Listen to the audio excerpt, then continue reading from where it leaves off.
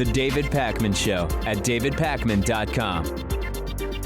Welcome to the bonus show. The alleged gunman in the Marjory Stoneman Douglas High School in Florida reportedly wants to give any inheritance that he is due from his late mother's estate to the victims' families or an organization that will help the community heal, according to his attorneys yesterday. He appeared at a Broward County Circuit Court in Fort Lauderdale to determine whether he's indigent or whether he stands to collect $800,000 from his late mother's estate and other financial accounts in his name, which would mean that he is not indigent. And this is sort of a determination in terms of the legal representation that he's going to get. And it determines a couple elements of how the case against him is going to proceed. Before, it was determined that he couldn't afford his own attorney, and he was appointed a public defender. And now they're trying to figure out, well, if he has this money coming to him, then the public defender should actually be dismissed and he should be forced to hire an actual private attorney and pay that attorney. And what is being said by his current court-appointed attorney is that the alleged shooter doesn't want the money. He wants the money to go to the victims' families, and then presumably he would be indigent because he wouldn't be getting the money, and he would get to keep his court-appointed attorney. This is kind of interesting to me, Pat, because, I want to be clear. Public defenders are doing something that is very, very important, but they are not always the best attorneys in terms of the resources and training that they can provide to clients. So it's generally considered, and part of it is just being overworked and having an insane number of cases they're working on at one time. It's generally considered that having a private attorney, if you can afford one, is going to afford you a better defense than having a public defender. But it seems that he's sort of manipulating the situation to try to keep the public defender. And again, somebody who's willing to allegedly commit an act like this may not be someone who's going to think most rationally about anything, but it is an unusual situation. Right. I do wonder why he would choose a public defender over a private defender if he can afford one, especially because it seems like the private defender would be able to offer more time to the shooter. And the guy's up against the death penalty, so you'd have to imagine he wants to keep his life to serve the rest of his sentence until he dies at an old age, but you never really know, I guess. And I think that it is an interesting choice. I wonder if it's a sign of remorse that he's showing by offering the money to the victims instead of keeping it for himself. Obviously, if he's going to live the rest of his life in prison, it's not like he can really use that money to a great extent. So I think it's an interesting story, to say the least. There's a couple different elements that you could point to, right? One is the idea of the donation something that he came up with or something his public defender came up with? Is the idea of the donation potentially to curry favor to avoid the death penalty and maybe get life in prison? Is there someone else who has influenced him when it comes to this possibility of the donation? And then at the end of it, it's once again, if we imagine what it takes for someone to commit such a heinous act, can we really apply sort of what our logic would be to what they are doing? I don't really know that we can. Right, and Nicholas Cruz, the shooter, did seem to be a little bit remorseful the day of the shooting. Even if you just watch like his arraignment and taking a look at the footage, he did seem a little bit sad about it, which is interesting because obviously the decision to go on a shooting spree at a school wasn't a spur-of-the-moment decision. I'm sure he planned it for a long time. And after the shooting, many of the students at Parkland said that they suspected it was Cruz because he just exhibited signs of that for many years. But I guess, after committing the shooting, maybe he did have a change of heart because then you're actually seeing the ramifications of your actions. So I think he could have, had a change. Obviously, he has to pay a penalty for it, and I think that that penalty should be serving the rest of his life in prison. That's probably going to be the result, regardless of if he has a public defender or a private defender, but maybe he will get that death penalty. It is Florida, after all. What you're saying about maybe regretting what he is accused of doing right after the shooting is interesting. We know that with a lot of these premeditated actions, that often connect to sort of emotional disturbance, including suicide attempts, that it's very common, for example, with suicide attempts. I recently read an interesting article about this, that very often for bridge jumpers who survive, many of them say, the instant Yes. that I let go, I realized I wanted to live. And of course, not all of them do. Some of them do, and then it turns their life around and they become, suicide prevention activists or whatever the case may be. It's probably similar, not that mass shootings and suicide are in any way analogous, but I would not be at all surprised if the moment that a shooter starts doing a shooting, they change their mind and or realize that it was a mistake. And I also wouldn't be surprised if they end up taking their own lives because of that realization. We talk about these murder suicide things where it's sort of presumed that the Right. shooter goes in planning to also take their own life. Maybe they don't always, but it's that regret that hits the second they open fire, where they say, I can no longer live with myself, and that's why they take their own lives in the shooting. Yeah, it probably depends on the shooter. But another angle I want to touch on too is, do you feel comfortable talking about this story even? Because I remember after the Parkland shooting, we deliberately chose not to say the name of the shooter, Yep. because there's this idea that shooters could be inspired by the attention that they get, sometimes posthumously even by the media after they go on these sprees and kill a lot of people. Right. But I mean, there are so few mass shooters out there, and I think we have to get a sense of what is going on inside their heads. And so the only really way to do that is by looking into the specific shooters. So, I mean, it's like you're solving one problem or trying to solve one problem, but perhaps you're creating another and causing more mass shootings indirectly. I don't know. Yeah, I don't know. I don't know either. But we'll see ultimately what happens with the attorney. We'll see what happens with these supposed planned donations.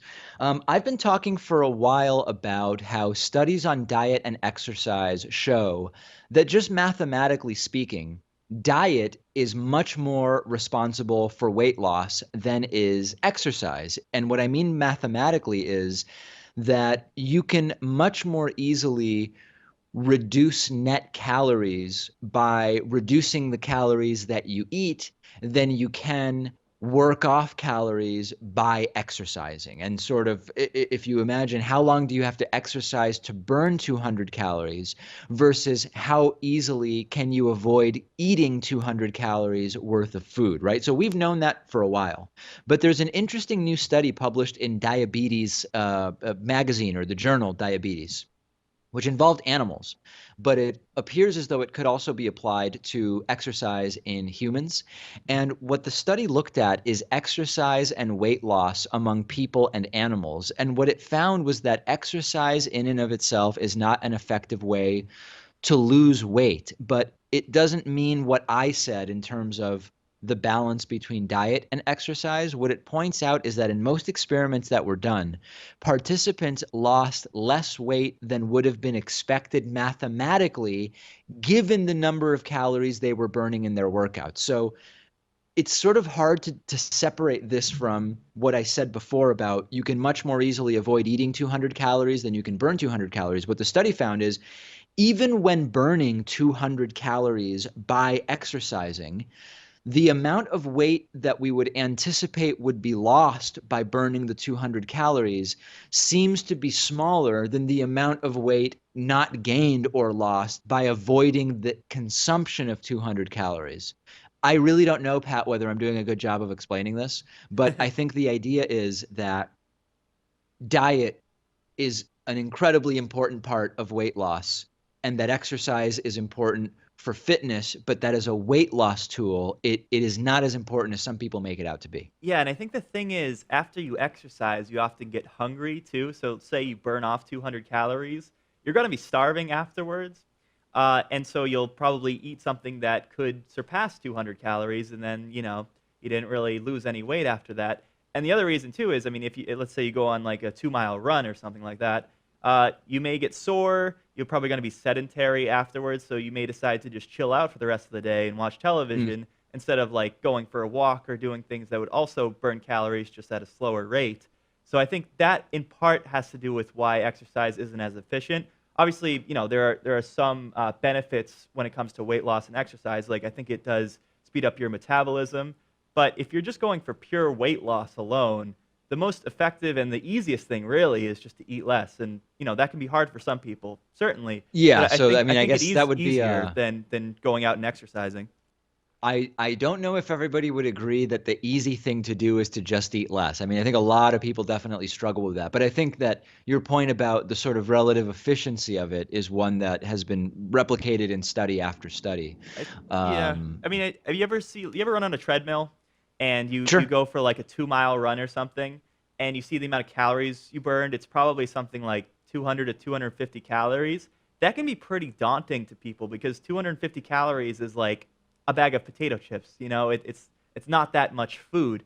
So I think someone who's trying to lose weight could go for that 2 mile run on a treadmill, exert all this energy, try so hard to get there, and then they think, wow, that's all I burned, 200 calories. That's like the amount of a granola bar or something. And then Yeah. they could lose interest and be demoralized and not try as much anymore.